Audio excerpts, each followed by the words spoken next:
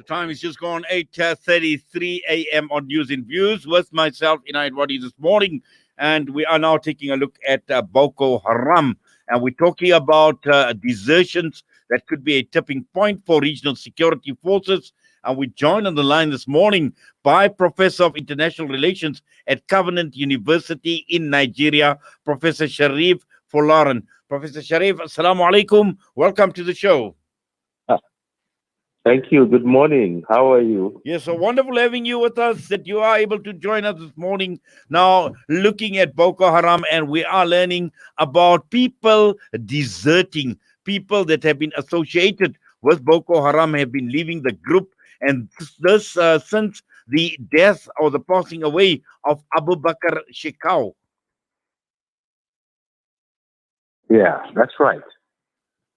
One thing that I know about issues in history is that there will always be the rise and fall of empires, of institutions, of states, and of groups. And Boko Haram, whether JAS or ISWAP, cannot be an exception. With the death of Shekau in May this year, there has been a lot of meltdown of Boko Haram, particularly the Jazz faction, which is the original faction of Boko Haram. I mean, that to a large extent explains the fact that there has been an intensification in the decimation of the group called JAS. I cannot pronounce that, what the full meaning because of the length of it. But I know that the rise of ISWAP is not unconnected, to the gradual caving in of JAS, which is the other faction. And now the thing is, we've had a sustained, apart from the rise of ISWAP, we have had a sustained government forces incursions into the base of JAS. And indeed, we've, it's like a two-edged sword. While government is intensifying efforts from one side, we have ISWAP also, doing everything possible to undo JAS because there's a rivalry between the two. And there is contention. It's a power struggle between the two. So it became inevitable for JAS to cave in. And that to a large extent has explained why members of JAS are deserting, they are leaving.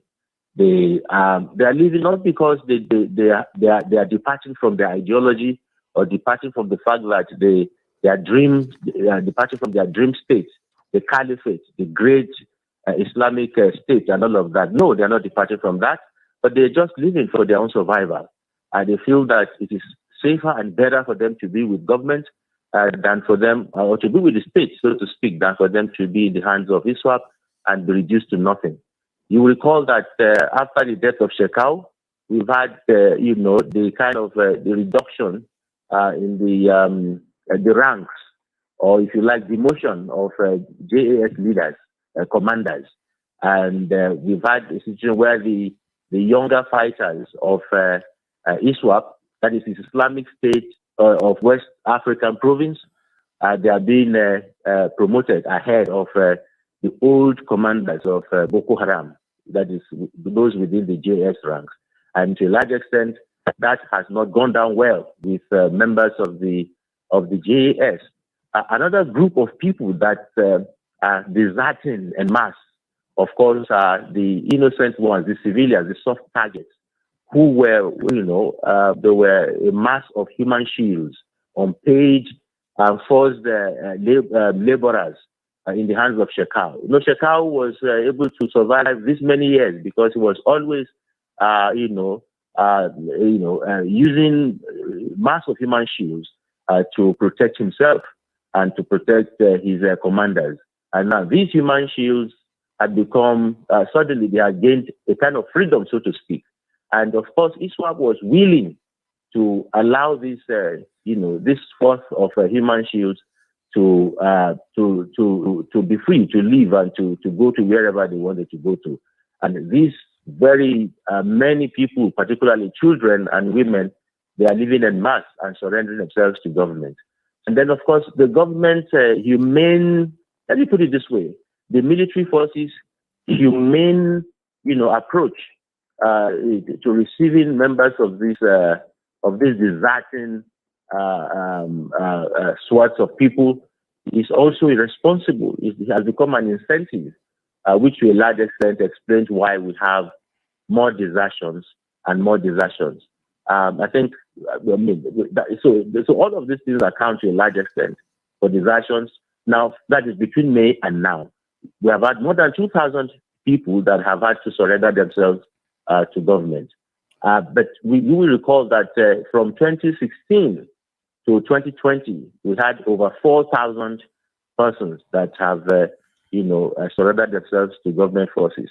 And these have included members of the group Boko Haram, the Jazz faction themselves, and indeed most of their captives and villagers and all of that in the area of in some local governments in Borno State, particularly Bama, and we have also had some that have had to also flee from the Lake Chad islands to quickly to the safe havens of government, so as not to further decimated by the group Islamic State of West African Province ISWAP. Professor Sharif, just looking at the government now, obviously we know that Abu Bakr Shekau was a quite a prominent figure, quite an imposing figure as well. And looking That's at right. the government, the Nigerian government, can the government or is the government in a position to afford the necessary protection to those who are deserting? Well, you see, while now let me first look at it from the point of view of the fact that government is making provisions for deserting members, and government is encouraging by such government is encouraging more and more desertions, so as to put an end to this decade-long crisis. While that is a welcome development on the part of government, it is not particularly welcome on the part of Nigerians, the rest of Nigerians, and this is the reason. They feel that we've had insurgencies not only in the northeast. We've had some forms of self-determination movement in the south, in the southeast, and in the southwest. Now, while government is having a cozy relationship, quote and unquote, with members of Boko Haram, particularly the JS that are, surrendering themselves, government is very hard on the other insurgents in the south. That is, well, I would want to say that I would want to call them insurgents. I would say that they are, self-determination groups, and those ones they're on the run. Government is really being high-handed on them, while government is welcoming Boko Haram members, try to kind of reintegrate them in the society, try to provide for them vocational chores and all of that, that will take them out of the, Sambisa, and take them out of, their hideouts and make them to totally disengage, from what they had been doing for many years. This is not going down well with, the Nigerian populace. However, I would say that government may not have the capacity, has not demonstrated sufficient capacity to, to take care of these disasters. And the reason is this: even those people that we have that are in the IDP camps, internally displaced persons camps, they complain of hunger. They complain of stealing of food and other provisions that are made, that are donated to the genital displaced persons. They complain of, we've had cases of people, those who are supposed to be overseeing these IDP camps, cornering the provisions, the supplies made for the IDP camps. Now, you see, I see a situation that in which you would have these disasters also put in rehabilitation camps, and then the similar things are happening. And one thing we must know is that while the IDPs, internally displaced persons, these are harmless people that have been victims of the Boko Haram insurgency over the years, while they are harmless, while they are, they really cannot rise against the state except to just speak out against their conditions. These Boko Haram members still have their ideology. They are still tied to, the aprons of what exactly represents their struggle. And this may just be a temporary, that is, put them in rehabilitation places and then not making enough provisions for them, may just be a temporary palliative that will be like a keg of gunpowder that will explode sooner or later.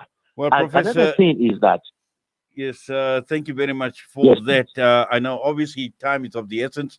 Unfortunately, we have run out of time, but as always, we thank you for your time with us here on Salam Media. We wish you all the best. Please take care. Thank you. With 2 million people blockaded for 13